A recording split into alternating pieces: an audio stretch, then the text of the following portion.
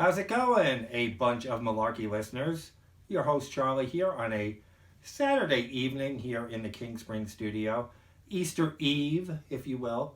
Happy Passover, happy Easter to everyone. Just coming on to remind you that there's no show this week because of Easter Sunday. Now, I know it's a different kind of Easter for everybody, not being able to go out, to go to church, or wherever you go, but we'll try to make the best of it, right?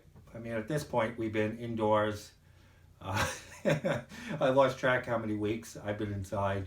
I finally shaved the other day just so I could do this video and some other projects I've been working on. So I just wanted to come on. It's not a normal week without a bunch of malarkey. Even though it's a holiday, I could use the break. But I needed to come on and vent about a couple of things. You know, it's like my therapy session with you guys every single week. And now what I want to vent about tonight, this evening, now it's a beautiful day outside the King Spring studio. I was out mowing the lawn today. There's some pollen out there, but I'm not going to complain. I mean, picture perfect. Now, the South, there's an outbreak of tornadoes coming this way. Right now, it's in Texas, Louisiana. It's going to make its way to Mississippi and Alabama tomorrow. And we're supposed to get it pretty bad Sunday night into Monday, Easter night into Monday. So it's the big talk on all the news around here. Everybody's getting prepared. It's kind of the trade-off of living in the South. You know, you move from up north like I did, you get away from the taxes and all the BS, but you have to deal with tornado outbreaks in the spring. It's part of life here in the South, but it's a little stressful when they start telling you a couple of days out that, you know, this kind of thing is coming. So what the weather people down here do, as pretty much everybody does now, it's a Facebook Live.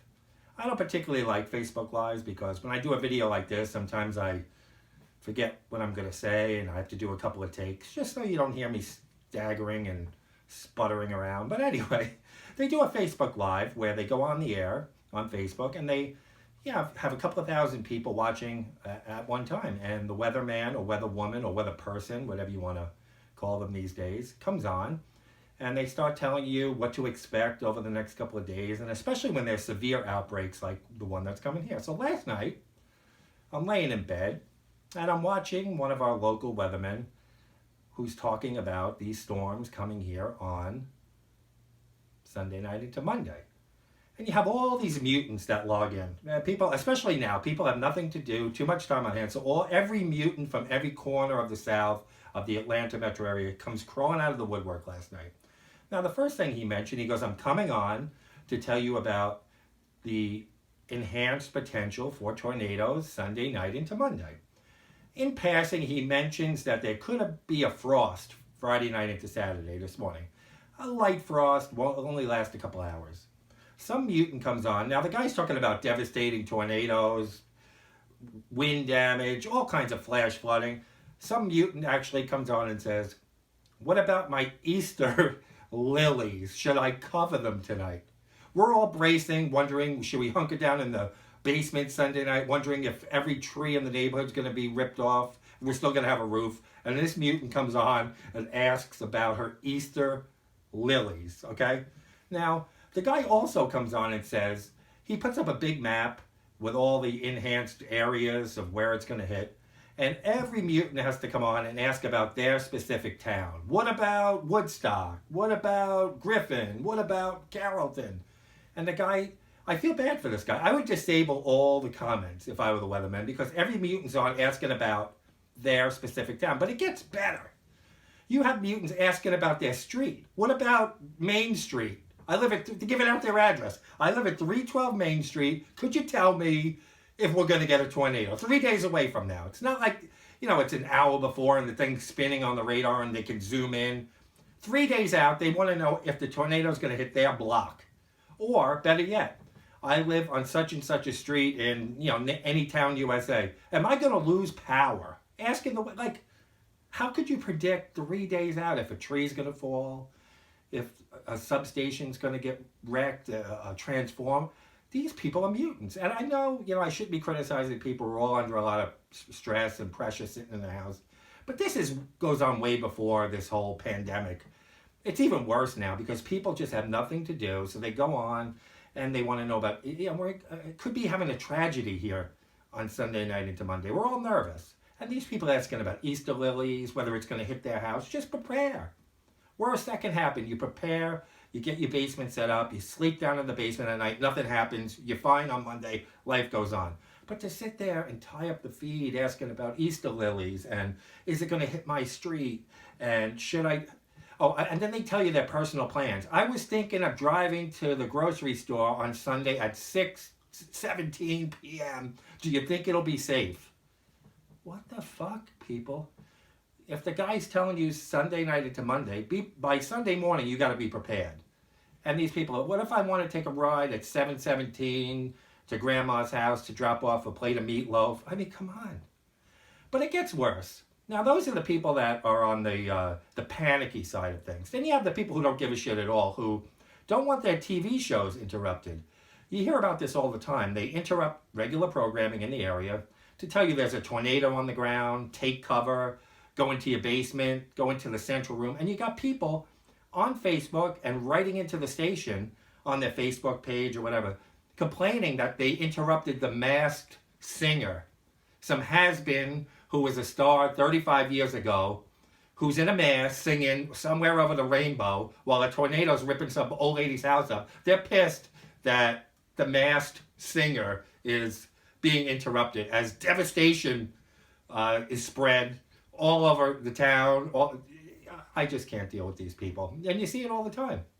I think my own mom complains if shit goes down in the afternoon during General Hospital, if there's a presidential coronavirus briefing, all that kind of stuff. She gets crazy over General Hospital. Like, go online. There's so many ways to watch something if you miss it now. Hulu, there's all these different streaming. If you miss something, you'll see it. It's not like 1978 where you're watching Happy Days and the antenna on the roof gets fucked up and you missed a show and that's it. For life, you'll never see that Happy Days ever again. There's so many ways to watch shit now. So I don't understand why people are getting so upset over this stuff. Speaking of my mom, we're in a pandemic, okay? People are dying. It's serious shit out there. My wife and I haven't left the house in a month, okay? So I'm pretty corona-free. It's pretty safe to say I'm corona-free right now. And so is my wife. We're keeping distance from everybody. I love this. I don't love the pandemic and what it's killing people. I love this social distancing, man. You don't have to make excuses for parties and shit when people say, come over. Pandemic, I can't leave the house. You don't even have to lie anymore. You just can't go. I mean, that's the good part of the pandemic. If there was a good part of the corona pandemic, it's not having to come up with bullshit excuses as to why you can't make a party or a social engagement or some kid's 5th fucking birthday party you don't want to go to at Chuck E. Cheese. This is perfect. There's no excuses. There's nothing happening. You don't have to lie. But back to my mom. Now, we're in a pandemic. People dying, being put in refrigerated trucks. It's so hard to get groceries nowadays, right? I'm on Amazon Fresh and these things hitting refresh for 2 hours like I'm trying to get Springsteen tickets. I'm literally 2 hours hitting refresh, and then finally I got a slot next Thursday at 8 p.m. The guy's going to back the truck into the driveway with the Wonder Bread and the jar of peanut butter because that's all they have left. So I'm hitting refresh for 2 hours. I'm lucky. It's a point in time now where you eat what you can get, not what you want. You eat what you can get and you don't bitch about it. I'm tired of eating the same shit, not being able to go out. I don't say anything because it is what it is until whatever the hell. My mom's calling my brother every day. God bless my brother. Kindest soul in the world. Poor guy. He's every day having to field calls from my mom because she's using Instacart. Now they add everything, 3, 4, 5 day waits, screaming that they gave her store brand hamburger buns instead of Arnold. People are dying, being wheeled out of nursing homes, refrigerated trucks being backed in, bodies stacked, and she's worried about Arnold hamburger buns as opposed to the store brand. Crying about Texas toast croutons. I guess she wants to make a salad. She wants croutons. People are dying. The world's coming to an end. Locusts in Africa. My mom wants croutons on her salad during a pandemic and is irate that she can't get croutons and Arnold hamburger buns. So this is what we're dealing with, folks. I like being in the house away from people, but this whole thing now, it's out of hand. You can't get toilet paper. We've been over that a million times on the show.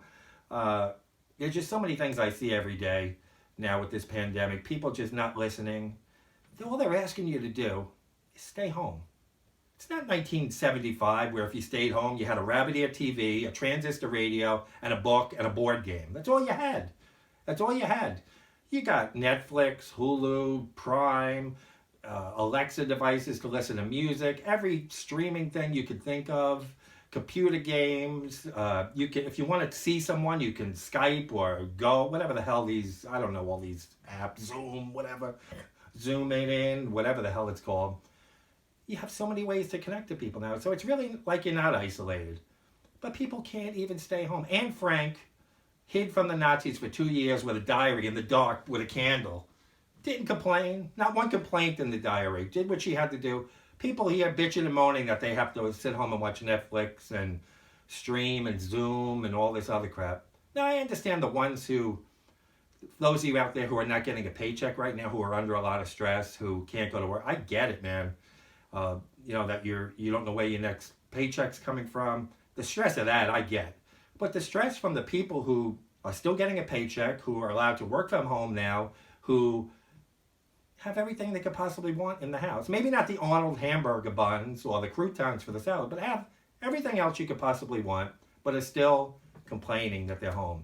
Didn't you bitch back in like December that you wished you could work from home? Now you're working from home and you're still complaining. This is what we have to deal with here at A Bunch of Malarkey. So just wanted to come on, get a few things off my chest since I'm not going to talk to you again until next Sunday. I wish you all a very, very happy Easter. I know it's going to be different. You'll be eating Zoom meals with your family. That's kind of weird too, right? People are like putting Zoom and eating dinner and talking to people like you. I hate being on camera. I have a hard time even doing this. I don't like FaceTiming because it's like when you're talking to somebody in the room. I'm digressing here, but you're talking to someone in a room. You look away. When you're on that thing, it's like you're staring, like you're on television. You're just staring at each other. It's very uncomfortable. I never really, I'm not a big fan of this whole Zoom and FaceTime and everything, but this is what people are going to be doing. So it's not a normal Easter or Passover, but I hope you all make the best of it. You stay safe, stay home. If you don't have to go out, stay home. You've heard it a million times, but just stay home. It's going to be over eventually. We'll get through it together.